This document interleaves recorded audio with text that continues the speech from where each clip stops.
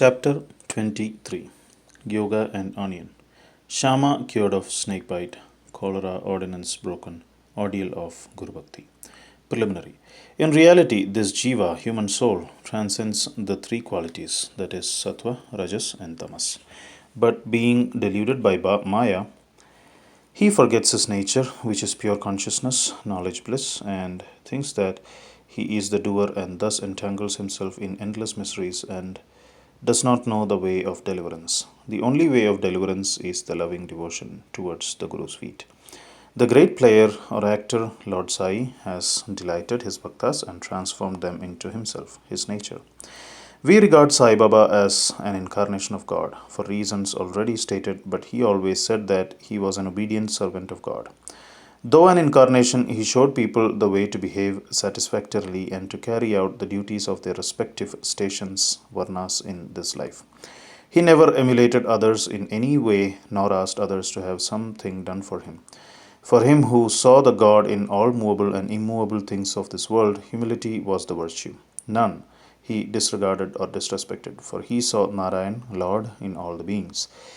He never said, I am God, but that he was a humble servant, and he always remembered him and always uttered Allah Malik, God is the sole proprietor or owner.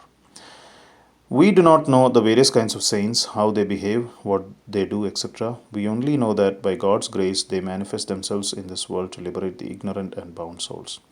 If there be any store of merits in our account, we get a desire or interest in listening to the stories and leelas of the saints.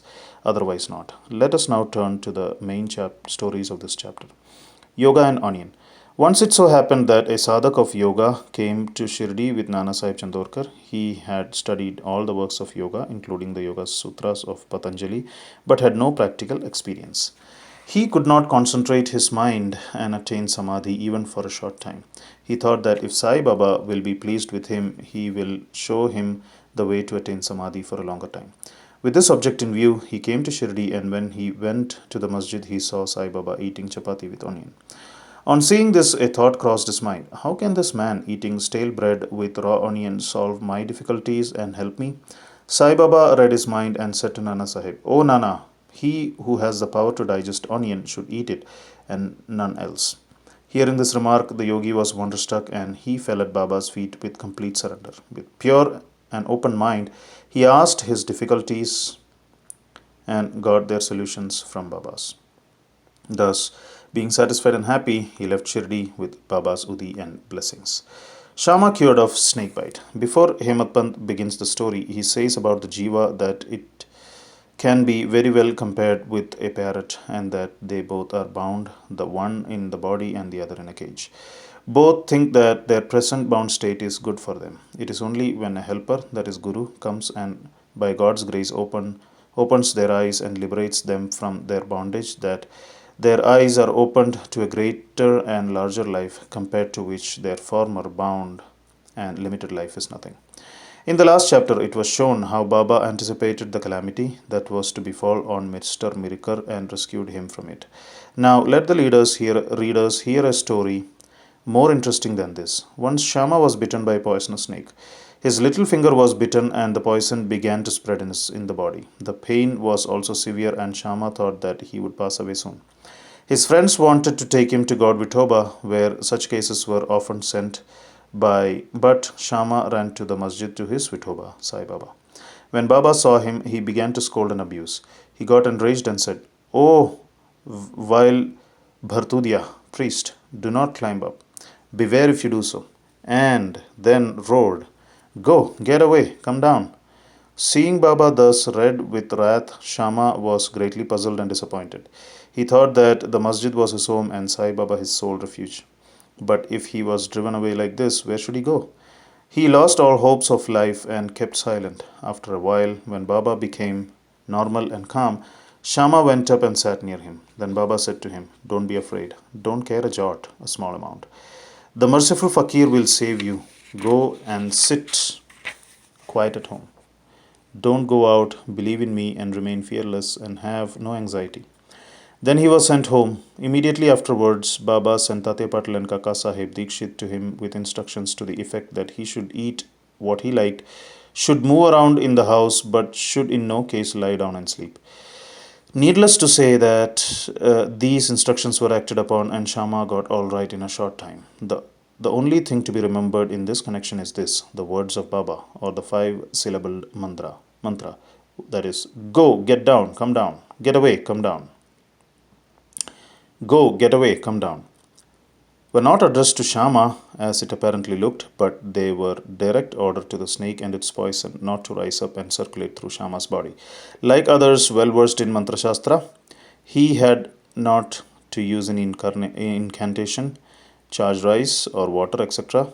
His words only were most efficacious in saving the life of Shama. Anyone hearing this story and other similar ones will beget firm faith in the feet of Sai Baba. And the only way to cross the ocean of Maya is to remember the feet of Baba in the heart. Cholera epidemic. Once cholera was raging virulently in Shirdi. The residents were much frightened and they stopped all communication with the outside people.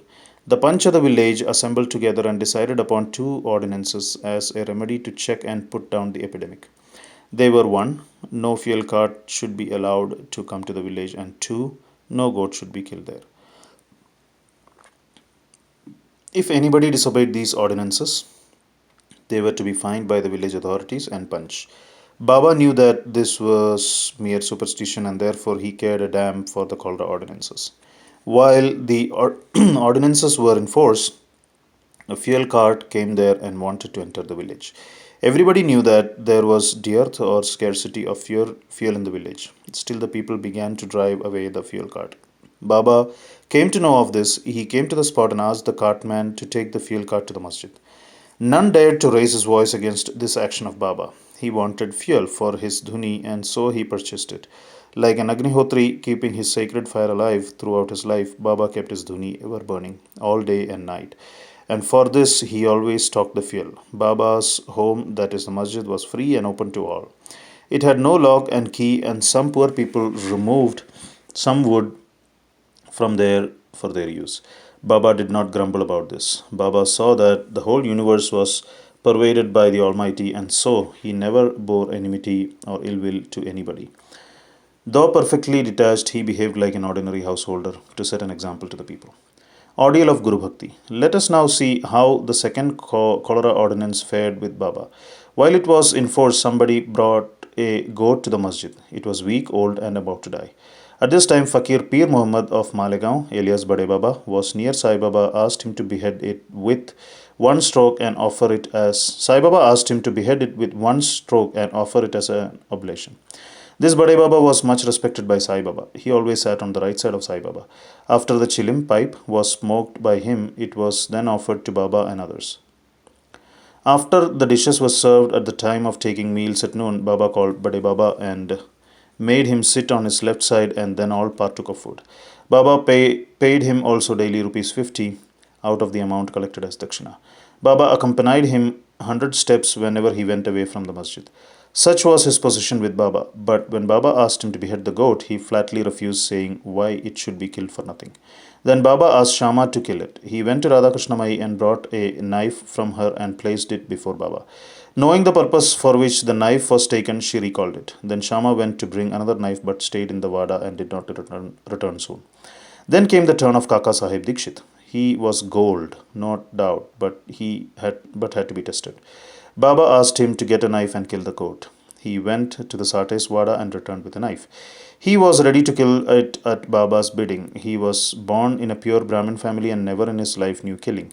Though quite averse to do any act of violence, still he made himself bold to kill the goat. All the people wondered to see that, while Bade Baba, a Mohammedan, was unwilling to kill it, but this Brahmin was making preparations to do so. He tightened his dhotar and with a semicircular motion raised his hand with the knife and looked at Baba for the final signal. Baba said, "What are you thinking of? Go on, strike." Then when the hand was just about to come down, Baba said, "Stop! How cruel you are! Being a Brahmin, you are killing a goat." Kaka Sahib obeyed and kept the knife down and said to Baba, "Your word is law unto us. We do not know any other ordinance. We remember you always, meditate on your form and obey you day and night. We do not know or consider whether it is right or wrong to kill. We do not want to reason or discuss things, but implicit and Prompt compliance with Guru's orders is our duty and dharma. Then Baba said to Kaka Sahib that he would himself do the offering and killing business. It was settled that the goat should be disposed of near a place called Takiya, where fakirs used to sit. Then, when the goat was being taken to that place, it fell dead on the way. Hemant Pant closes this chapter with a classification of disciples. He says that they are of three kinds: 1. First or best; 2. Second or average; 3. Third or ordinary. The best kind of disciples are those who guess what their gurus want and immediately carry it out and serve them, without waiting for an order from them. The average disciples are those who carry out the orders of their masters to a letter without any delay, and the kind of disciples are those who go on postponing the carrying out of their order and make mistakes at every step. The disciples should have firm faith, backed up by intelligence, and if they add patience to these, their spiritual goal will not be distant. Control of breath, ingoing and outgoing, or Hatha Yoga or other difficult practices are not at all necessary. When the disciples get the above mentioned qualities, they become ready for further instructions, and the masters then appear and lead them on in their spiritual path to perfection. In the next chapter, we deal with Baba's interesting wit and humor.